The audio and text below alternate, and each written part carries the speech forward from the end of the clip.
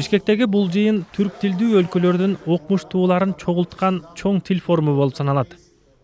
Аны Кыргызстандын мамлекеттик тил саясаты боюнча улуттук комиссиясы Түрксой эл аралык уюму өткөрүүдө. Түрк дүйнөсүндө баалуулук бул орток маданият, орток тил болуш керек да. Себеби биз бири-бирибизди түшүнүү иретинде, бизге мындай зарылчылык иретинде, бизге болгон мүмкүнчүлүк иретинде бул нерсени өркүнөтүшүбүз керек. Ошондуктан бири-бирибиз менен жакындашуунун бир процесси дагы орток. Мен жана айттым сөзүмдө орток маданият, орток тил деп. Форум түрк тилдүү элдердин саясий, маданий биригүүсү жанданган тарыхый учурда өтүп жатат. Ошондуктан бул жыйынга чогулган илимпоздор, эксперттер түрк тилдүү өлкөлөрдү бириктирген бир орток баарлашуу тили, орток алфавит жөнүндө сөз кылышууда. Türk tillerinin arasında bir жалпы баарлашуу тили.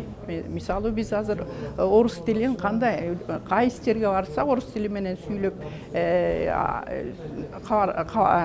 катнашып кетебиз го. Ошол сыяктуу болгон бир тил болсо биздин жалпы бир биргелешибиз үчүн, чогулуштарды өткөрүшүбүз үчүн, изилдөөлөрдү жасашыбыз үчүн, китеп жазып, журналдарды чыгарышыбыз үчүн бул бир орток тил болушу. Ар ким өзүнүн тилин өнүктүрөт, бирок ортодо бир тил болушу да дурус.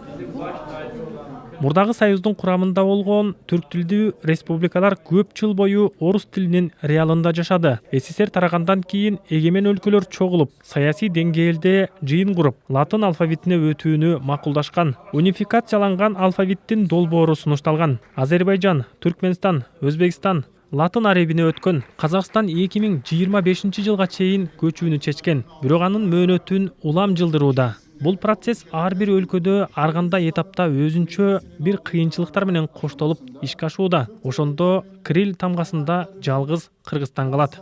Бул жактан эч кандай саясат издебей, Кыргыз Республикасында дагы кыргыз тилинин табиятын так чагылдырган тыбыштардан турган алфавитти куруп, компетенттүү адистерге иштеттирип атайы жазуу эрежелерин ойлоп чыгыш керек.